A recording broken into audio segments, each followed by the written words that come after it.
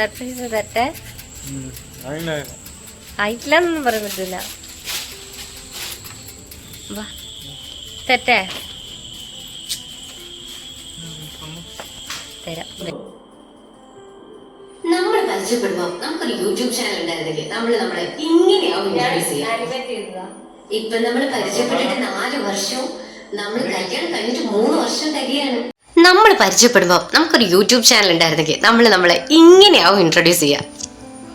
ഇപ്പൊ നമ്മൾ പരിചയപ്പെട്ടിട്ട് 4 വർഷവും നമ്മൾ കല്യാണം കഴിഞ്ഞിട്ട് 3 വർഷം തികയാണ്.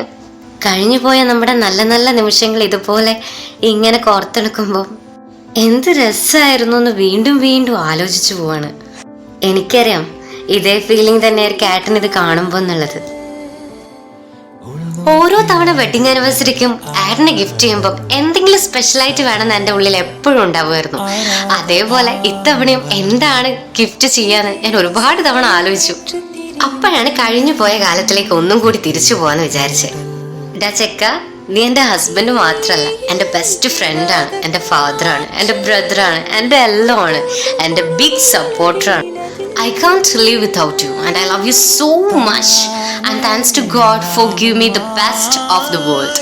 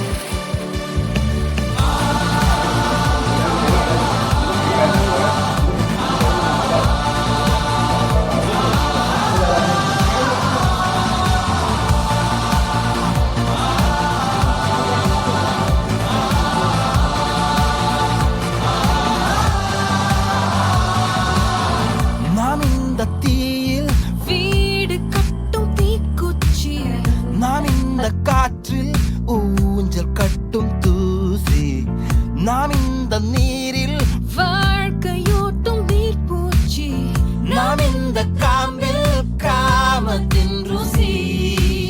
காதல் கண்ணீரில் சிலந்தி, காதல் விண்மீனின் மேகந்தி, காதல் மெய்யான வாதந்தி, காலம் தோறும் தொடரும் டயரி, காதல் தெய்வீக எதிரி, காதல் சாத்தானின்